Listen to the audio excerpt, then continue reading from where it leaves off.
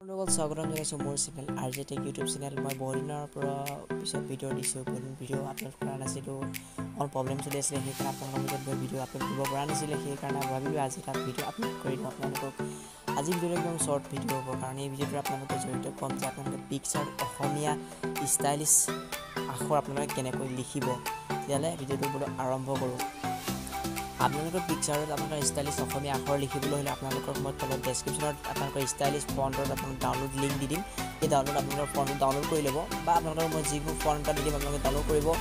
আপোনালোকৰ ডেছক্ৰিপশ্যন কেইটামানৰ আপোনালোকৰ ফণ্টৰ আপোনাৰ লিষ্ট পাই যাব। সেই লিষ্টখিনি আপোনালোকে ডাউনলোড কৰি ল'ব। ডাউনলোড কৰাৰ পিছত আপোনালোকে কি কৰিব, কেনেকৈ এড কৰিব পিকচাৰটো, তেতিয়াহ'লে ধন্যবাদ ভিডিঅ' আৰম্ভ কৰোঁ। মই আগতে এটা মই ডাউনলোড কৰি দিছোঁ ফণ্ট এটা, আছামিজ ষ্টাইলিছ ফণ্ট এটা ডাউনলোড কৰি দিছোঁ। সেই ফণ্টটো মই আপোনালোকক এড কৰি দেখাম পিকচাৰটোত। তেতিয়াহ'লে মই ডাউনলোড কৰি দিছোঁ। ডাউনলোড কৰাৰ পিছত মই এটা পিকচাৰ ফণ্ট ডাউনলোড কৰি দিছোঁ। ডাউনলোডটো হৈছে আপোনালোকক মই দেখাই দিছোঁ।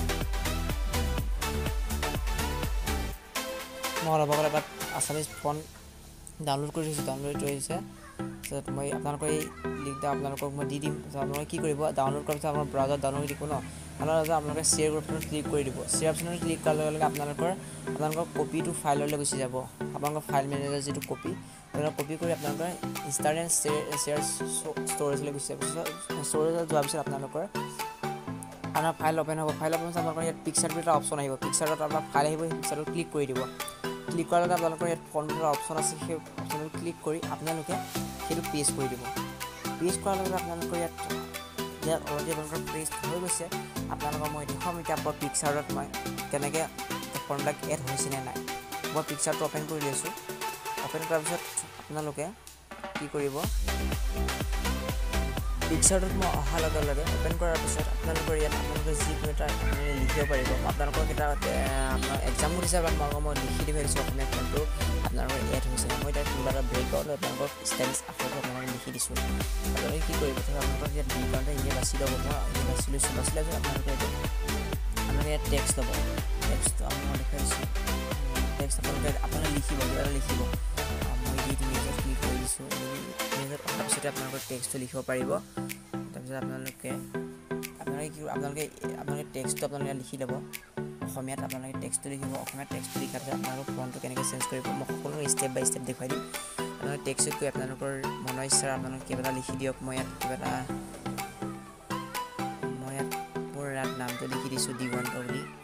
মোৰ নামটো দিগন্ত হয়, সেইকাৰণে দিগন্ত বুলি ইয়াত লিখি দিছোঁ। অকণ শ্ল' চলিছে পিকচাৰটো এটা হৈছে। মই ইয়াত অসমীয়াত লিখি দিছোঁ দিগন্ত বুলি। অসমীয়াত লিখি মই ইংলিছত লিখিছিলোঁ। পিছত মই দিগন্ত বুলি লিখি দিছোঁ। ইয়াত অলৰেডি মোৰ এটা মই পিকচাৰত মই অলৰেডি এটা ফণ্ট আপোনাৰ এড হৈ আছে। সেইকাৰণে মোৰ অলৰেডি ফণ্টবিলাক ইয়াত নিজে এড হৈ গৈছে। আপোনালোকে ইয়াত এড কৰিবলৈ আপোনালোকে কি কৰিব, মই আপোনালোকক আকৌ প্ৰথমবাৰ ষ্টেপ বাই ষ্টেপ দেখাই গৈ আছোঁ। আপোনালোকৰ ভিডিঅ'টো লাষ্টলৈ চাই থাকিব। মই ইয়াত দিগন্ত বুলি লিখাৰ লগে লগে আপোনালোকে ফণ্টৰ ষ্টাইলিছ ফণ্টৰ হৈ গৈছে।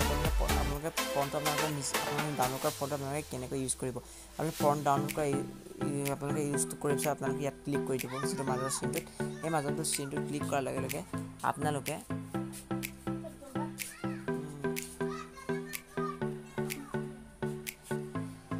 মাই ফণ্টত ক্লিক কৰিব। আপোনালোকে যিকেইটা ফণ্ট আপোনালোকৰ ফাইলত এড কৰিছিলে সেইকেইটা ফণ্ট আহি যাব। মই আপোনালোকে ফাইলকেইটা এড কৰিছিলোঁ।